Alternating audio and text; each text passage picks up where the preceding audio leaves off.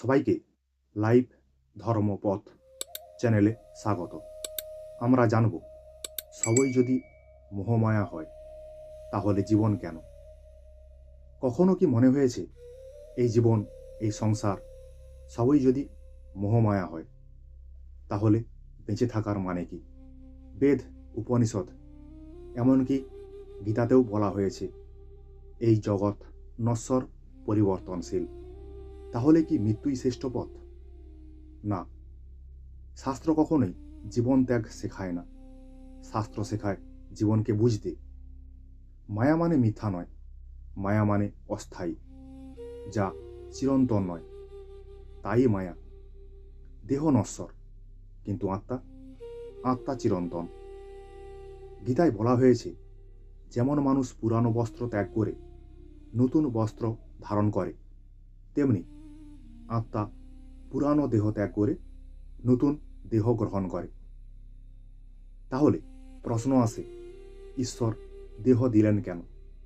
কারণ দেহ হল আত্মার বিদ্যালয়, আর এই পৃথিবী হল এক পরীক্ষা কক্ষ, যেখানে কর্মের মাধ্যমে, ভুলের মাধ্যমে, অভিজ্ঞতার মাধ্যমে আত্মা পরিপক্ক হয়।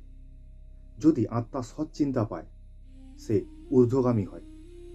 যদি আত্মা অজ্ঞতা, লোভ, হিংসায় পুষ্ট হয়, সে অধোগামী হয়।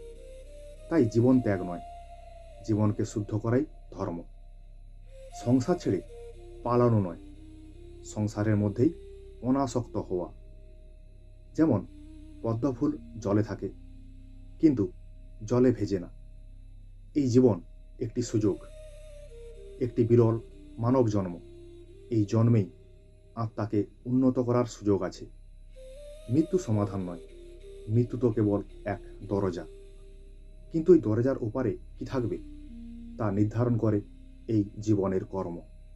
তাই প্রশ্ন হওয়া উচিত, আমি কি বাঁচছি কেবল দেহের জন্য নাকি আত্মার জন্য? যদি আত্মাকে সৎ, প্রেম, করুণা ও ঈশ্বর চিন্তায় পুষ্ট করি, তাহলেই জীবন সার্থক। এই মোহমায়ার মধ্যেই লুকিয়ে আছে মুক্তির পথ। কারণ মায়া বাঁধে, কিন্তু জ্ঞান মুক্তি দেয়। তাই জীবন ত্যাগ নয়, জীবনকে ঈশ্বরমুখী করা, এটাই শ্রেষ্ঠ পথ। এই ধরনের আধ্যাত্মিক আলোচনা পেতে চ্যানেলটির সঙ্গে যুক্ত হয়ে যান। আর আপনাদের মতে জীবনের প্রকৃত উদ্দেশ্য কী তা কমেন্ট করে জানান। ধন্যবাদ।